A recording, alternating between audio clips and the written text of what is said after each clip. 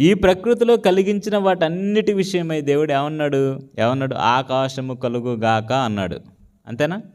ఆకాశము కలుగుగాక. జస్ట్ నోటి మాటతో చెప్పేశాడు, కలిగింది. సూర్యచంద్ర నక్షత్రములు కలుగునుగాక అన్నాడు, అవి కూడా కలిగాయి. వృక్షములు కలుగునుగాక అన్నాడు, వృక్షములు కలిగాయి. ఆకాశ పక్షులు కలుగునుగాక అన్నాడు, అవి కలిగాయి. ఇలా దేవుడు చేసిన 6 దినాల ఈ సృష్టి కార్యక్రమంలో దేన్ని చేయాలన్నా సరే దేవుడు ఏమన్నాడంటే కలుగునుగాక, కలుగునుగాక, కలుగునుగాక అన్నాడు. మరి 6వ దినాన ఆదాము కలుగునుగాక అన్నాడా?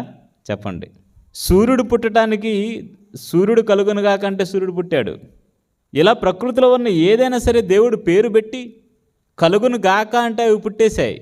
జంతువులైనా, వృక్షాలైనా, సముద్రాలైనా, నదులైనా, కొండలైనా, ఏదైనా సరే మన కంటికి కనిపిస్తున్న ప్రతి భాగం ప్రకృతిలో ఏదైనా సరే పుట్టిందంటే దేవుడు మాటతోనే పుట్టించాడు వాటిని. జస్ట్ కలుగునుగాక అన్నాడంతే అవి కలిగేశాయి. మరి ఆదాముని, మనిషిని కలుగునుగాక అని దేవుడు అనలేదండి. కలుగునుగాక అనలేదు.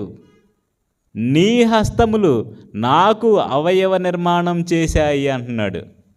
అంటే దేవుని హస్తములే మనకు అవయవ నిర్మాణము చేశాయి. నా పేరు క్రాంతికుమార్ అండి. దేవుడు క్రాంతికుమార్ కలుగునుగాక అనలేదు. దేవుడు క్రాంతికుమార్ పుట్టునుగాక అనలేదు. నోటి మాటతో అని దేవుడు వదిలేలేదండి. ఈ ప్రకృతిని అలా అన్నాడేమో కానీ మనిషిని మాత్రం దేవుడే తన స్వహస్తాలతో ఇచ్చాడు. అందుకే ఆదాము విషయంలో దేవుడైన యెహోవా నేలమంటి నుంచి నరుని నిర్మించి, మరి మన విషయంలో నీ హస్తములే నాకు అవయవ నిర్మాణం చేశాయి. ఎముకలతోనూ నరములతోనూ నన్ను సంధించావు, మాంసముతోనూ చర్మముతోనూ నన్ను కప్పావు. స్వయంగా నీ హస్తములే నాకు అవయవ నిర్మాణం చేశాయి. ఆ తర్వాత ఈ దేహం బ్రతికొండటానికి ప్రతి క్షణాన్ని ఊపిరిని అందిస్తున్నావు. ప్రతి క్షణాన దేవుడు జీవమును అనుగ్రహిస్తున్నాడు. అలా అనుగ్రహించబట్టే మనం బ్రతుకుతున్నాం.